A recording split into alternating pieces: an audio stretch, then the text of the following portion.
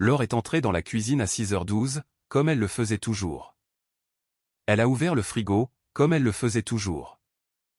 Et puis, sans même me regarder, elle a dit « Ne m'attends pas mardi soir. J'ai un truc qui va finir tard. » Pas, le travail s'éternise. Pas, nous avons un client. Juste, un truc. J'étais debout devant le comptoir, alignant les enveloppes pour demain, l'électricité, la taxe foncière, l'abonnement à la salle de sport, parce que c'est ce que je fais. L'ordre, le système, les clés sur le crochet, les factures payées en avance. La maison à Saint-Didier au Mont-d'Or fonctionnait comme un calendrier, pas comme une humeur. Je l'ai regardée. Elle regardait déjà son téléphone, elle n'écrivait pas de SMS, elle le tenait simplement comme si c'était un passeport. Un truc qui finit tard, ai-je répété. Laure a haussé les épaules comme si je lui avais demandé la couleur du ciel. Oui, mardi, ai-je dit. Le même mardi que le mardi dernier. Elle a fini par lever les yeux, me lançant ce demi-sourire qui n'a rien de chaleureux. Étienne, détends-toi. Tout n'a pas besoin de passer par ton cerveau de tableur Excel. J'ai laissé le silence s'installer un instant. Je n'ai pas élevé la voix. Je n'en avais pas besoin. Je l'ai juste regardé se glisser à côté de moi, frôler la machine à café et se diriger vers le couloir. C'est là que je l'ai senti. Un nouveau parfum, vif, pas son truc habituel, doux et propre. Celui-ci avait du caractère, comme si elle voulait être remarquée à l'autre bout d'une pièce. Je suis resté là avec mes enveloppes et j'ai écouté la porte de sa chambre se refermer. Si j'avais su où cela menait, j'aurais agi plus vite et parlé moins. Parce qu'avec Laure, les mots n'étaient que du bruit. La routine, elle, était la vérité. Et cette histoire de mardi n'était pas le début. C'était juste la première fois qu'elle arrêtait de prétendre que je méritais une véritable explication. Le lendemain, Camille est passée à mon travail vers midi, ce qui était inhabituel. Camille n'est pas du genre à passer au bureau à l'improviste, sauf si quelque chose ne va pas. Elle fait partie de notre cercle d'amis depuis toujours. Les repas de Noël, les barbecues du 14 juillet, ces dîners ennuyeux en double date où tout le monde se dispute pour savoir où manger comme si c'était une décision de vie cruciale. Camille est la rare personne qui peut parler alors sans lui faire de courbettes et me parler sans agir comme si j'étais l'ennemi. Elle n'est pas fidèle au mélodrame. Elle est fidèle aux faits. Elle s'est appuyée contre le cadre de ma porte, un café à emporter à la main, avec un regard qui disait qu'elle avait hésité à venir. « Tu as une minute ?» a demandé Camille. Je lui ai fait signe d'entrer. « Tu es là ? Ça veut dire que je suis mourant ou que tu vas me gâcher l'appétit. » Camille a esquissé un sourire rapide, puis il a disparu.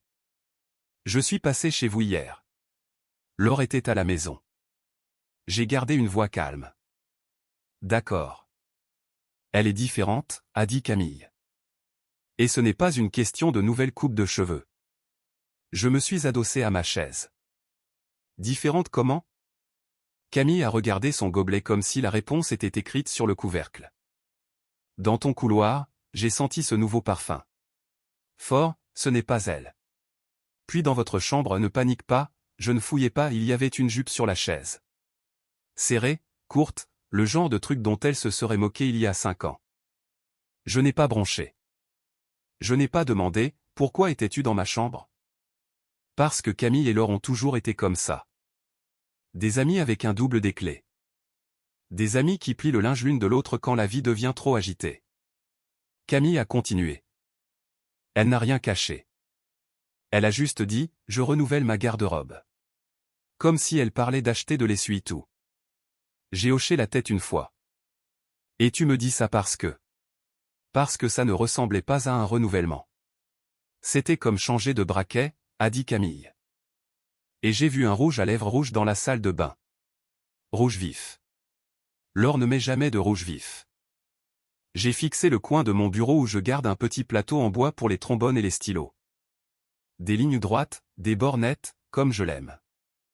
Peut-être qu'elle traverse une crise de la quarantaine, ai-je dit calmement. Camille a secoué la tête. Ce n'est pas seulement ça. Elle se prépare comme si elle allait quelque part où elle veut être vue. Je n'ai pas répondu tout de suite. J'ai ouvert mon calendrier sur l'ordinateur parce que c'est ainsi que mon cerveau respire.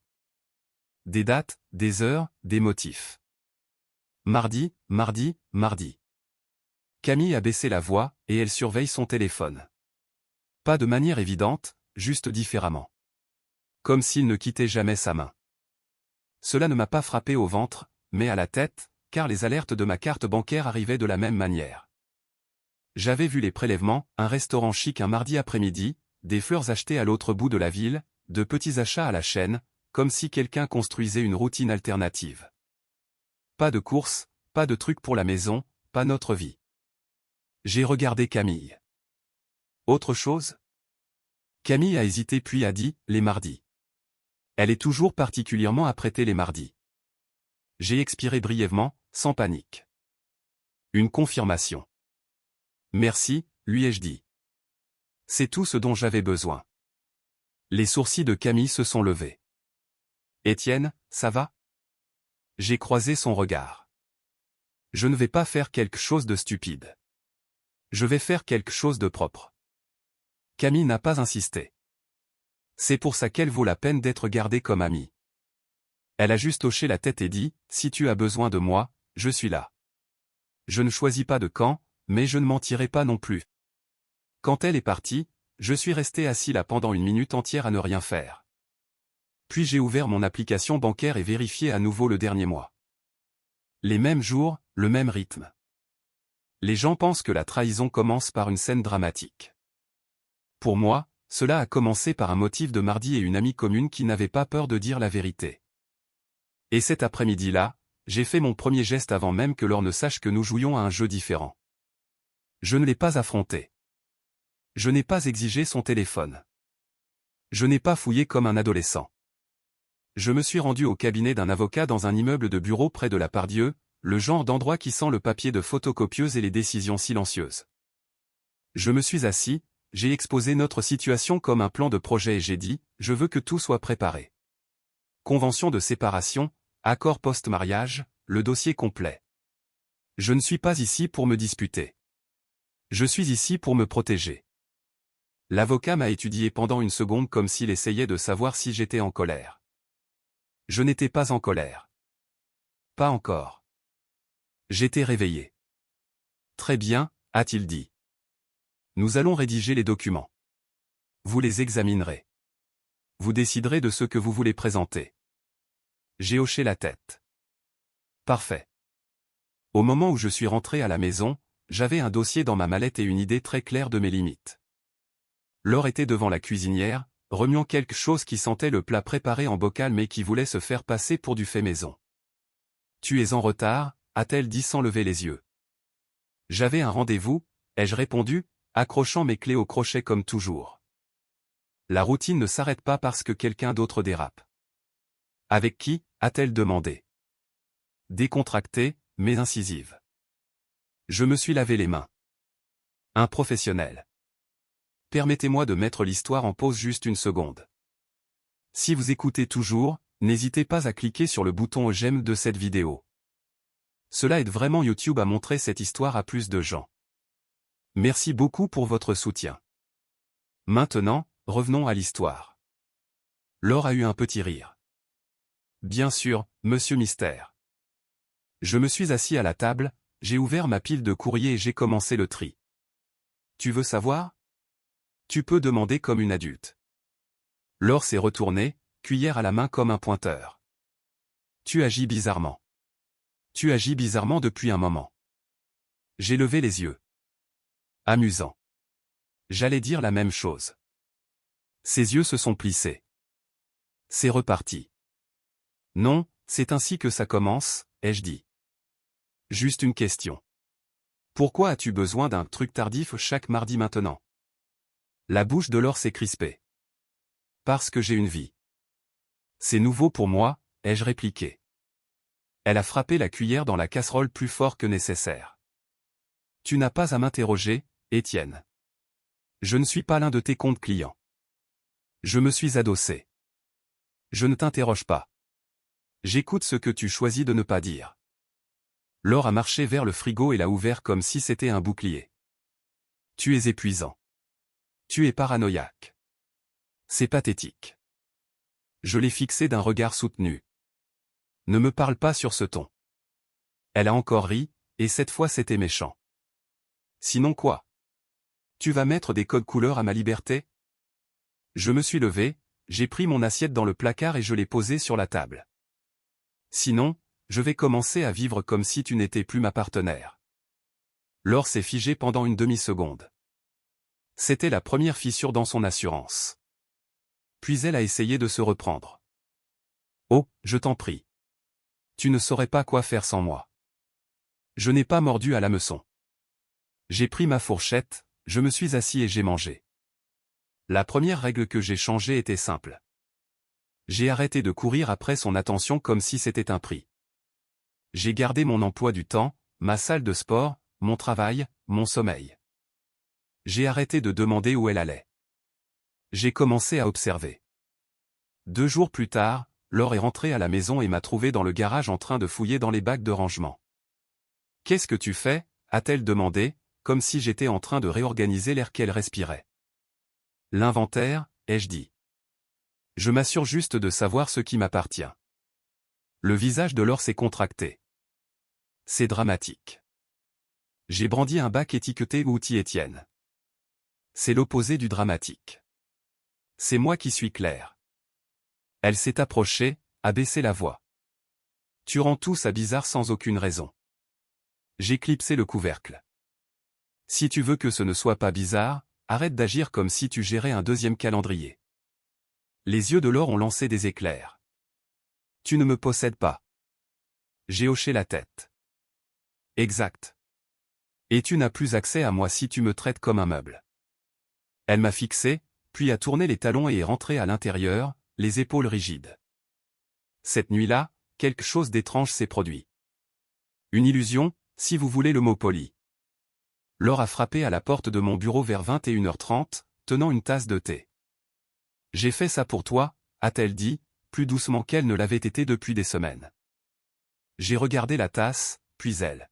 « Depuis quand fais-tu du thé » Elle a forcé un petit sourire. « Depuis que je peux. Depuis que j'ai réalisé que j'avais été un peu sèche. Je n'ai pas bougé. » C'est exact. Laure est entrée comme si elle était chez elle. Je suis désolé. Le travail a été stressant. Je ne devrais pas m'en prendre à toi. J'ai gardé mes yeux dans les siens. Tu ne devrais pas. Elle a posé la tasse sur mon bureau, avec précaution, comme si elle déposait une offrande de paix. Est-ce qu'on peut juste remettre les compteurs à zéro? J'ai laissé le silence s'étirer. À zéro sur quoi? La mâchoire de Laure s'est serrée, mais elle a gardé sa voix douce. Sur nous, sur la normale.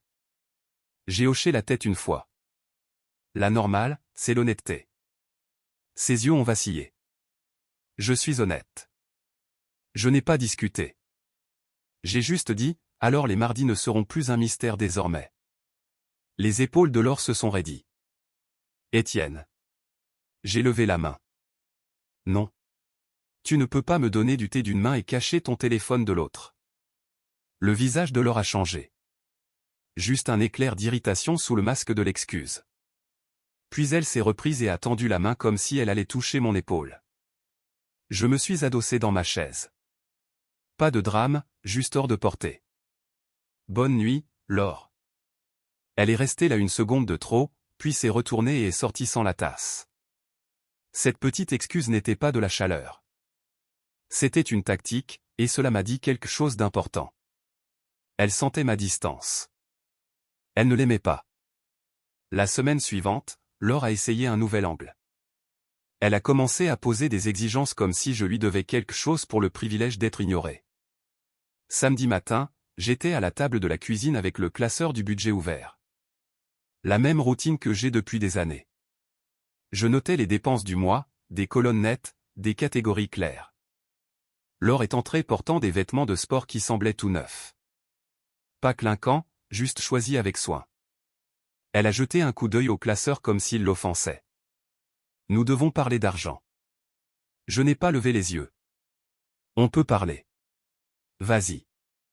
Laure a posé son téléphone sur le comptoir, face contre table. J'ai besoin de plus de flexibilité. J'en ai assez de demander la permission comme si j'étais une enfant. J'ai enfin croisé son regard. Tu n'as jamais demandé la permission. Tu as toujours eu accès à tout. C'est différent. Laure a croisé les bras. Je veux mon propre compte. Ma propre carte. Pas de question. J'ai eu un petit sourire, pas amical. Tu as déjà ta propre carte. Alors arrête de la surveiller, a-t-elle lâché. J'ai fermé le classeur lentement. Non. Cette carte est rattachée à mon nom. J'en suis responsable, alors je la surveille. Laure s'est penchée en avant. Tu es un maniaque du contrôle. J'ai incliné la tête. Je suis constant. Tu aimais ça autrefois. Elle a ricané. Je pensais autrefois que ça signifiait que tu tenais à moi. Maintenant, j'ai juste l'impression que tu veux me piéger. J'ai hoché la tête comme si j'avais entendu une information utile.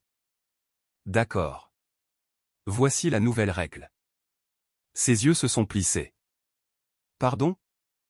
Je me suis levé, je suis allé au tiroir où nous gardons les documents importants hypothèque, assurance, titre de propriété des voitures et j'ai sorti une enveloppe ordinaire.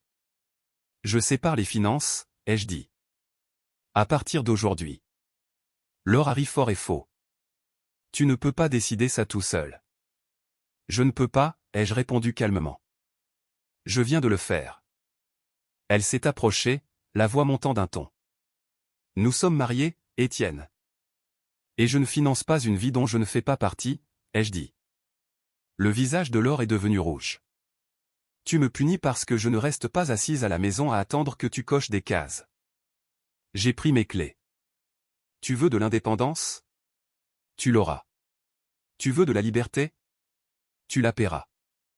Sa voix est devenue perçante. Où vas-tu?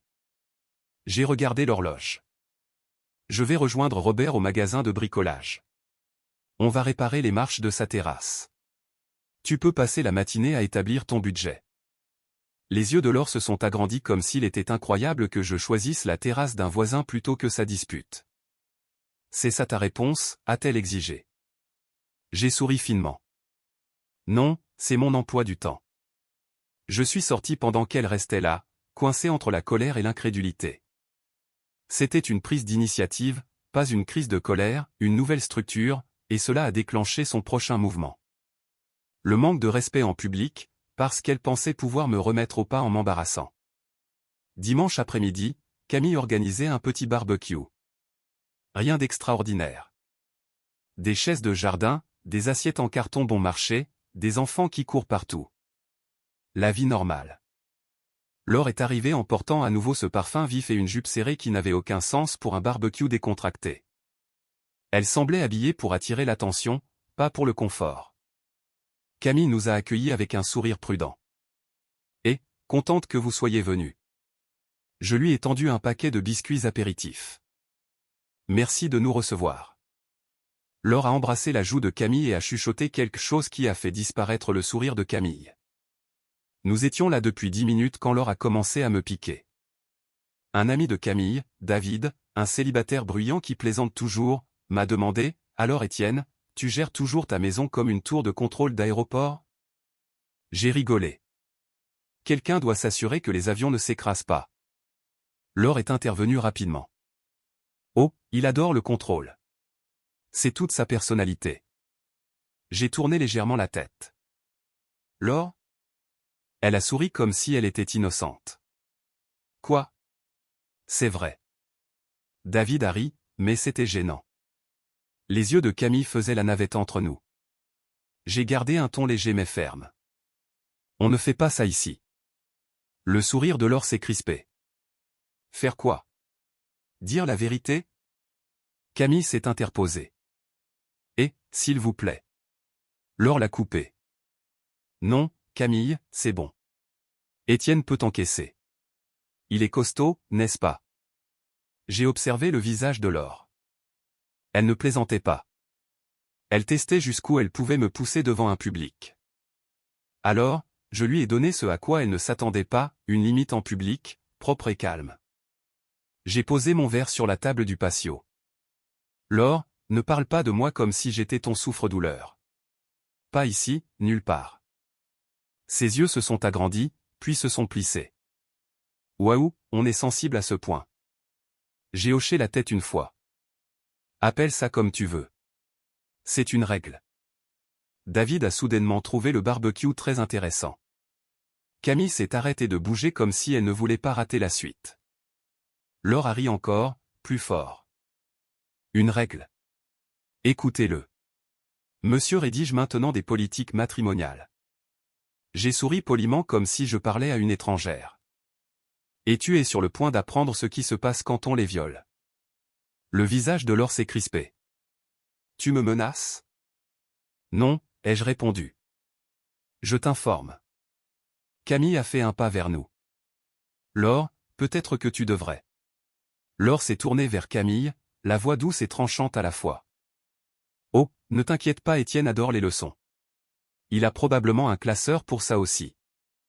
S'était-elle tout craché? Enfoncer le couteau, puis agir comme si on plaisantait pour pouvoir traiter les autres de dramatiques. Je n'ai pas réagi émotionnellement. J'ai réagi de manière structurelle. J'ai sorti mon téléphone, ouvert mon calendrier et dit « Nous partons ». Laure a cligné des yeux. On vient d'arriver. J'ai regardé Camille. Merci de nous avoir reçus. Camille a hoché la tête lentement, les yeux fixés sur Laure. Oui, bien sûr. Laure m'a attrapé le bras, assez fort pour marquer le coup. Tu ne vas pas m'embarrasser comme ça. J'ai regardé sa main sur mon bras, puis son visage. Retire ta main de moi. Elle a hésité, puis a lâché prise comme si elle avait touché quelque chose de brûlant. Dans la voiture, Laure s'est déchaînée dès que les portes se sont fermées. Tu m'as humilié. J'ai démarré le moteur. Tu as essayé de m'humilier. J'ai mis fin à la scène. Tu agis comme une sorte de martyr, a-t-elle lâché. J'ai gardé les yeux sur la route. N'utilise pas ce ton. Ça ne marche pas. Laure s'est adossée, furieuse. Tu me punis parce que tu ne supportes pas que j'ai une vie. Je l'ai regardé une fois. Non, je change les conditions d'accès parce que tu ne me respectes pas. Elle s'est tue un moment. Puis elle a tenté une approche plus douce, une autre illusion, mais pas encore totalement formée. Étienne, a-t-elle dit, sa voix soudainement plus calme. Tu me fais peur. J'ai eu un rire bref. Tant mieux. Ça veut dire que tu es attentive. Nous avons fait le reste du chemin en silence. Cette nuit-là, je n'ai pas dormi à côté d'elle. J'ai pris un oreiller et je suis allé dans la chambre d'amis. Laure se tenait dans le couloir, me regardant faire. Vraiment? Tu fais ça maintenant? J'ai posé l'oreiller. Je le fais parce que j'en ai fini de prétendre que tout va bien. Ses yeux sont devenus vifs. Alors, qu'est-ce que tu vas faire? Me jeter dehors? Je l'ai regardé, droit dans les yeux. Je vais prendre des décisions. À toi de t'adapter. J'ai fermé la porte de la chambre d'amis, pas avec un claquement dramatique, juste comme une fin nette à la conversation. Et c'est là que j'ai su que l'étape suivante arrivait, parce que Laure ne tolère pas de perdre le contrôle en silence. Mardi est arrivé. Laure était debout tôt, habillée comme si elle allait sur une scène de théâtre plutôt qu'au bureau. Coiffée, maquillage parfait, à nouveau ce parfum vif. J'étais au comptoir avec mon café, l'observant avec un calme imperturbable. Elle m'a jeté un coup d'œil comme si j'étais un meuble. Ne commence pas. Je n'allais pas le faire, ai-je répondu.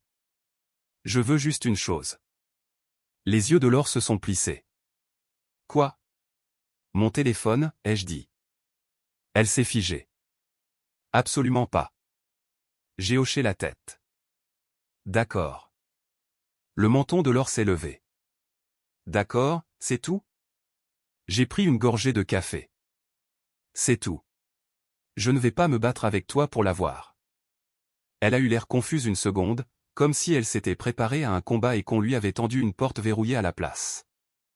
Qu'est-ce que tu fais? A-t-elle demandé. J'ai posé ma tasse. Je m'assure que tu comprennes la nouvelle organisation. Tu as ta vie privée. J'ai mes limites, et tu n'as plus accès à mes ressources si tu me traites comme une commodité. Les yeux de Laure ont brillé. Tu es fou. J'ai souri légèrement. Je suis constant. Elle a attrapé son sac à main et s'est dirigée vers la porte, puis s'est retournée avec un sourire froid. Tu le regretteras. J'ai hoché la tête. Peut-être, mais je ne me respecterais plus si je ne le faisais pas. Elle est partie et la maison est devenue silencieuse. Cet après-midi-là, j'ai récupéré le dossier dans ma mallette et je l'ai placé en lieu sûr, derrière les vieux albums photos dans le placard, pas caché comme un secret, mais rangé comme un outil, prêt. Quand Laure est rentrée, elle a agi normalement, trop normalement. Elle a préparé le dîner. Elle a posé des questions sur ma journée comme si elle se souvenait du script. Elle a même ri à l'un de mes commentaires pince sans rire. Ça aurait presque pu marcher si je n'avais pas déjà vu le schéma. Après le dîner, elle était assise sur le canapé en train de faire défiler son téléphone, souriant à quelque chose qui n'avait rien à voir avec moi. Je suis entré dans le salon et j'ai dit, je vais me coucher. Laure a levé les yeux. Dans la chambre d'amis? J'ai hoché la tête. Oui. Elle a soupiré de manière dramatique. Étienne, ça devient fatigant. Je l'ai regardé. Se faire mentir l'est aussi. Ses yeux ont lancé des éclairs. Te revoilà avec tes accusations. Je n'ai pas discuté. Je suis simplement allé au fond du couloir. Une demi-heure plus tard, j'ai entendu la douche s'allumer dans la salle de bain principale. J'ai attendu, pas parce que je me faufilais, mais parce que le timing compte quand on veut de la clarté sans chaos. Je suis allé au placard, j'ai sorti le dossier et je l'ai apporté dans la chambre. J'ai disposé les documents sur le lit en une pile soignée. Des bords nets, un ordre impeccable, comme tout ce que je fais. Puis je me suis assis dans le fauteuil près de la commode et j'ai attendu. Laure est sortie de la salle de bain avec une serviette autour des cheveux, portant un peignoir comme si nous étions encore un couple normal. Elle s'est arrêtée net sur le seuil dès qu'elle a vu les papiers. Elle n'a pas demandé ce que c'était. Elle savait. Sa voix est sortie prudente. Qu'est-ce que c'est? J'ai gardé un ton neutre.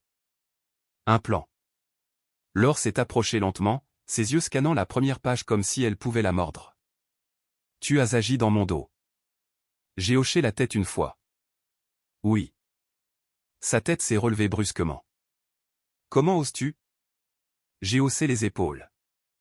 Tu ne peux pas dire comment oses-tu alors que tu vis deux vies chaque mardi. La bouche de Laure s'est ouverte, puis refermée. Elle a tenté à nouveau son rire doux. Étienne, tu délires. Vous inventez des choses. Je n'ai pas bougé. Depuis combien de temps ça dure? Les yeux de Laure se sont durcis. Il ne se passe rien. J'ai répété, calmement, depuis combien de temps? Elle s'est approchée et a baissé la voix comme si elle parlait à un enfant. Tu es fatigué. Tu as été stressé. Tu vois des schémas là où il n'y en a pas.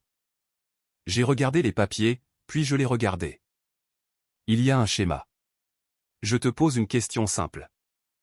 Le visage de Laure a changé, l'irritation prenant le dessus. Tu es paranoïaque. Je n'ai pas scié. Est-ce qu'il y a quelqu'un d'autre? Les yeux de Laure ont fui pendant une demi-seconde.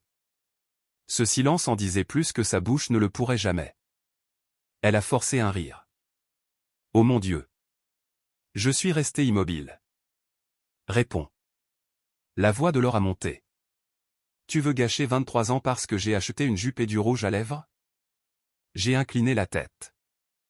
Non, je veux la vérité parce que tu me traites comme si je n'étais même pas dans la pièce. Son visage s'est crispé. Tu travailles tout le temps. Tu vis dans tes routines. Tu ne me vois pas. J'ai hoché la tête. D'accord, c'est ton reproche. Maintenant, réponds à ma question. Laure a levé les bras au ciel. Je me sentais invisible. J'avais besoin de me rappeler que je comptais encore. J'ai gardé mon ton égal. Son nom? Laure m'a regardé comme si elle ne pouvait pas croire que je refusais de la consoler en pleine confession. Permettez-moi de mettre l'histoire en pause juste une seconde. Si vous écoutez toujours, n'hésitez pas à cliquer sur le bouton j'aime de cette vidéo. Cela aide vraiment YouTube à montrer cette histoire à plus de gens. Merci beaucoup pour votre soutien. Maintenant, revenons à l'histoire. Étienne. Son nom, ai-je répété, même volume, même calme. Laure a dégluti. Thomas Lambert. Voilà. Une vraie personne, pas une histoire floue, un fait net. J'ai hoché la tête une fois. Le type du marketing. Les yeux de Laure se sont légèrement agrandis. Tu le connais? Je sais que tu l'as mentionné après ce dîner de bureau, ai-je répondu. Tu avais dit qu'il était rafraîchissant. Laure s'est approchée, la voix pressante. Ce n'était pas comme ça. Ça a commencé par des discussions, puis certaines limites sont devenues floues. Ce n'était pas, je l'ai coupé calmement. Ne me vends pas une version adoucie. Dis-moi juste ce que tu as fait. Le visage de Laure s'est empourpré. On s'est rapproché. Il y a eu des moments. On a failli franchir une ligne. On a arrêté. Je l'ai regardé pendant de longues secondes. Vous n'avez pas arrêté. Tu as géré la situation. Tu as gardé ta base à la maison et tu as cherché la lumière ailleurs. Laure a lâché, ce n'est pas juste. J'ai hoché la tête. La justice n'est pas le sujet. Le sujet, c'est le respect. Les yeux de Laure sont devenus froids. Et alors maintenant? Tu penses que tu vas me punir avec de la paperasse? J'ai ramassé la pile, je l'ai égalisée d'un coup sec sur le lit et je l'ai tenue dans ma main pour ce qu'elle était exactement, un outil. Voici ce qui se passe maintenant, ai-je dit. Tu signeras quand tu seras prête. Laure a ri, tremblante et en colère. Tu ne peux pas juste y mettre fin comme ça. Je l'ai fixé calmement. Je n'y mets pas fin avec des cris. J'y mets fin avec la réalité. Elle a fait un pas en avant comme pour argumenter plus fort, puis s'est arrêtée en voyant que je ne bougeais pas. Qu'est-ce que tu veux de moi, a-t-elle exigé. J'ai répondu sans chaleur. De l'espace. Une séparation financière. Plus de chambres partagées. Plus de simulacres. Tu veux de l'attention en dehors de cette maison? Tu peux construire ta vie en dehors de cette maison. Les yeux de Laure ont brillé. Donc tu me jettes? J'ai hoché la tête une fois. Je me retire d'une situation où l'on se sert de moi. Pendant une seconde, elle a eu l'air sincèrement effrayée. Puis son visage a adopté une nouvelle stratégie. Je peux réparer ça, a-t-elle dit rapidement. Je vais couper les ponts avec lui. Je te le prouverai. Je ferai n'importe quoi. Je l'ai étudié. N'importe quoi, sauf me respecter avant de te faire prendre. Laure s'est approchée, la voix soudainement douce. Étienne, s'il te plaît. On peut aller voir un conseiller conjugal. J'ai secoué la tête. Je ne vais pas payer un étranger pour t'enseigner la décence élémentaire. Cette phrase l'a touchée de plein fouet. Elle m'a fixé, la bouche serrée. Je suis passé devant elle vers la chambre d'amis avec les documents en main. Derrière moi, la voix de Laure est redevenue froide. Tu vas regretter d'agir comme si tu étais au-dessus de tout ça. Je me suis arrêté dans le couloir, j'ai tourné la tête juste assez pour m'assurer qu'elle m'entende. Je ne suis pas au-dessus, ai-je dit. J'en ai juste fini de vivre en dessous. J'ai fermé la porte de la chambre d'amis et je l'ai verrouillée. Cette nuit-là, Laure n'a pas pleuré. Elle n'a pas présenté d'excuses. Elle a comploté. Le lendemain matin, elle a essayé la deuxième illusion. Plus grande, plus brillante, conçue pour me faire reculer. Elle est arrivée dans la cuisine tôt, coiffée, maquillage léger et naturel, portant l'un des pulls que j'avais toujours aimés. Elle bougeait comme quelqu'un qui jouait à nouveau le rôle de l'épouse idéale. J'ai fait le petit déjeuner, a-t-elle dit, posant une assiette devant moi.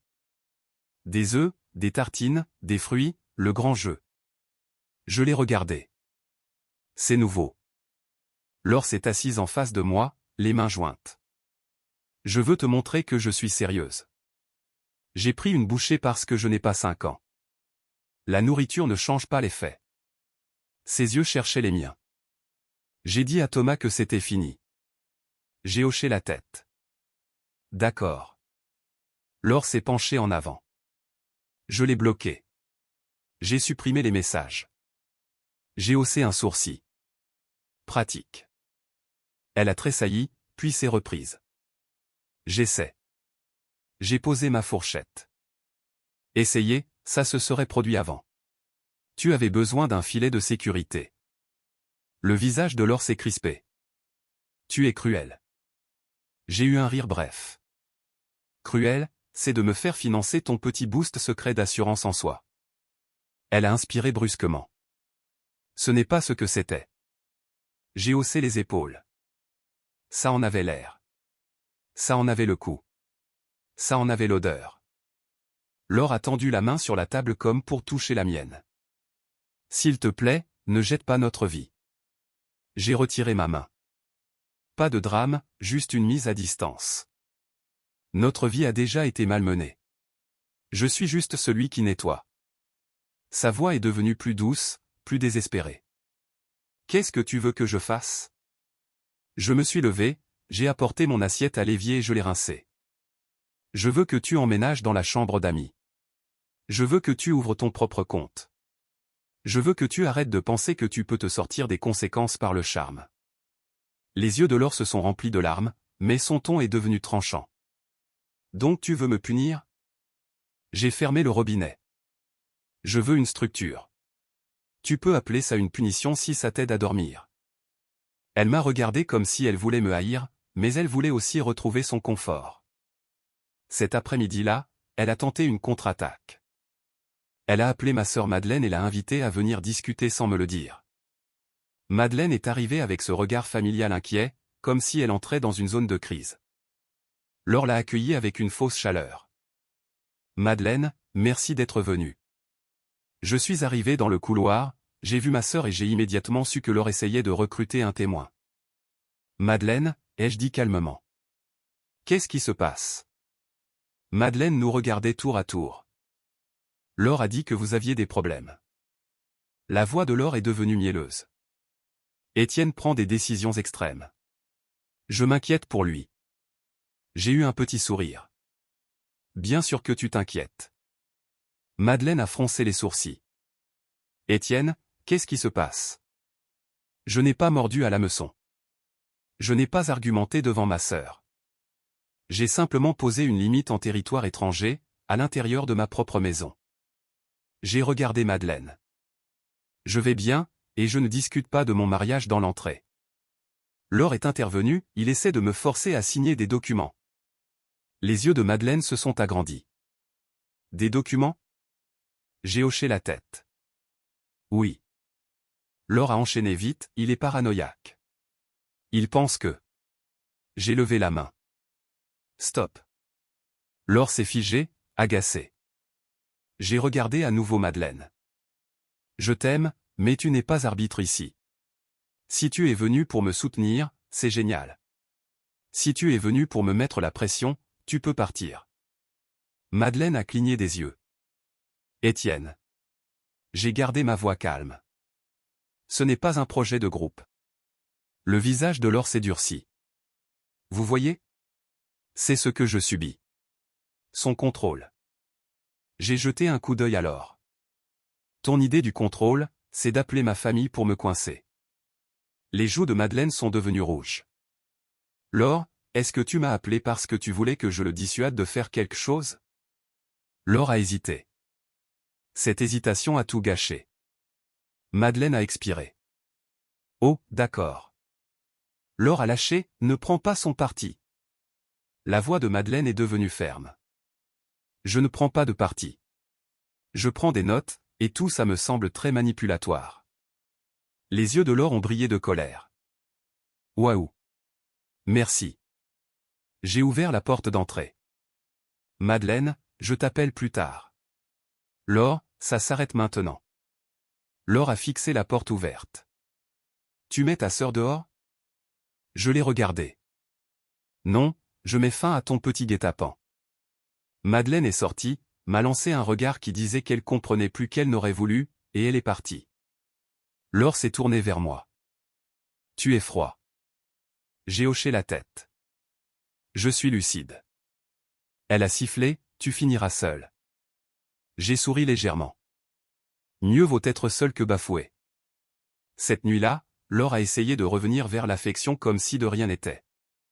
Elle a frappé à la porte de ma chambre d'amis dans un peignoir en soie qui n'était pas fait pour dormir.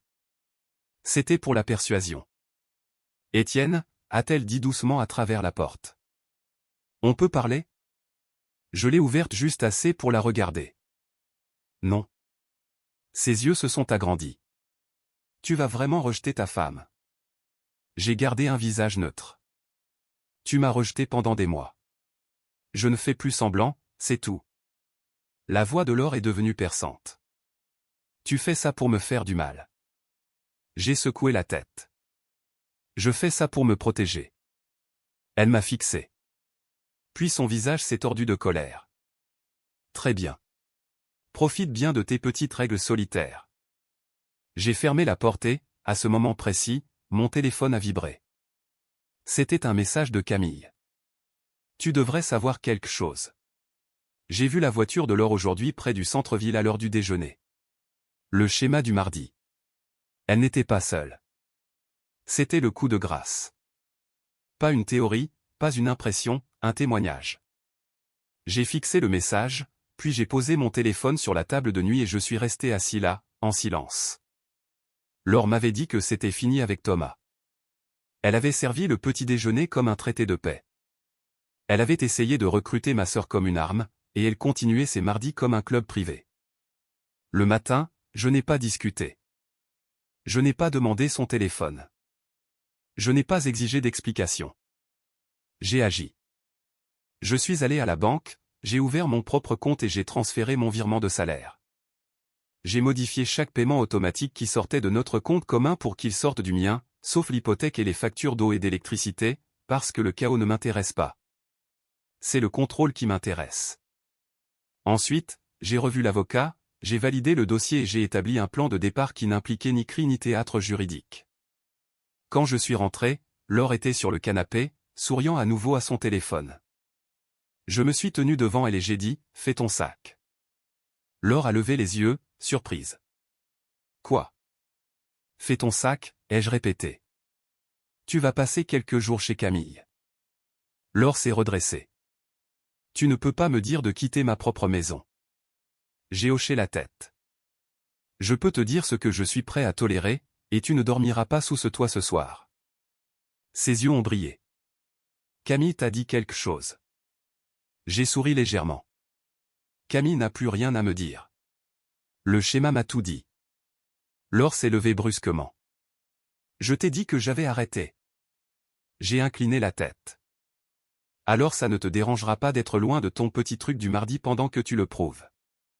La voix de Laure a monté. Tu es fou. Tu es un tyran. Je l'ai coupé, calmement.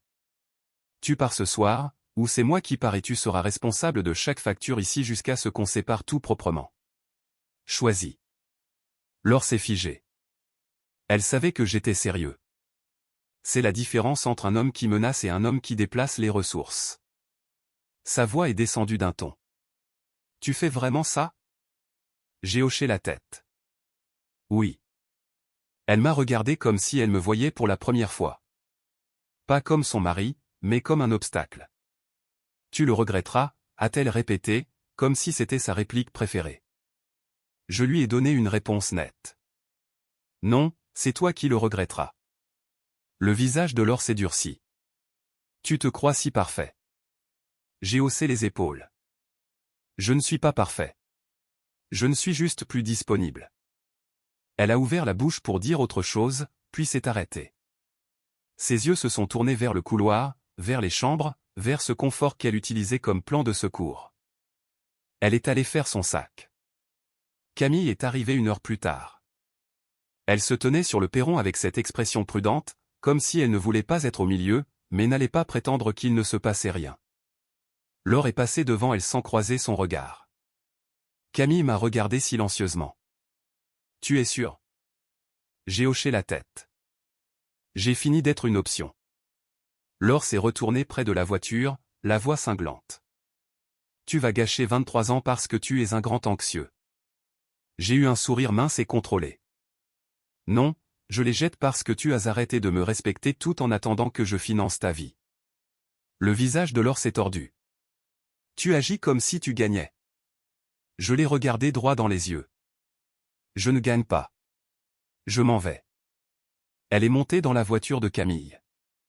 Camille a hésité, puis a dit doucement, « Laure, ne me fais pas regretter de t'aider. » Laure n'a pas répondu. Camille est partie. La maison semblait calme d'une manière qu'elle n'avait pas connue depuis des années. Pas triste, mais propre. Je suis entré et j'ai fait une dernière chose. J'ai retiré le double des clés de l'or de mon trousseau et je l'ai posé dans un tiroir avec les documents. Pas par méchanceté, mais par clarté. C'était la ligne finale pour moi. Accès supprimé, règles appliquées, pas de drame, pas de retour. Quelques mois plus tard, ma vie était bien meilleure qu'elle ne l'avait été depuis longtemps. J'ai emménagé dans un endroit plus petit, selon mes propres termes. Propre, calme, sans cette tension flottant dans l'air. J'ai reconstruit mon emploi du temps sans avoir à négocier ma dignité. Mon travail est devenu plus productif parce que mon esprit n'était plus constamment occupé à gérer les doubles standards de quelqu'un d'autre. J'ai commencé à passer du temps avec des gens qui m'appréciaient vraiment, pas des gens qui me toléraient par obligation. Robert avait toujours besoin d'aide pour ses projets. Madeleine est revenue me voir après avoir réalisé que je ne sombrais pas, mais que je me stabilisais. Camille est restée dans ma vie aussi, mais d'une manière plus simple, un café, des conversations honnêtes, pas de secrets. Et oui, j'ai fini par rencontrer quelqu'un d'autre. Pas un miracle, pas un moment de cinéma, juste une femme calme qui parlait franchement, qui était là quand elle disait qu'elle le serait, et qui ne traitait pas la constance d'un homme comme une faiblesse. Quant alors, je n'ai pas cherché à savoir ce qu'elle devenait comme un ex amer. J'en ai juste entendu assez par des connaissances pour connaître la vérité.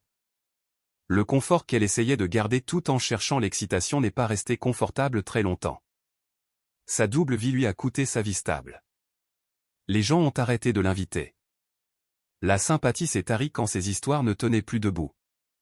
Et une fois qu'elle a réalisé qu'elle ne pourrait plus m'utiliser financièrement, son numéro d'assurance s'est brusquement tu. La dernière fois qu'elle a essayé de m'appeler, j'ai laissé sonner. Elle a laissé un message qui ressemblait à celui d'une personne essayant encore de négocier. Je n'ai pas rappelé parce que la limite ultime n'est pas un discours. C'est le silence soutenu par l'action. Et la dernière chose que j'ai donnée alors a été la seule chose qu'elle n'a pas pu détourner, une fin qu'elle n'a pas contrôlée.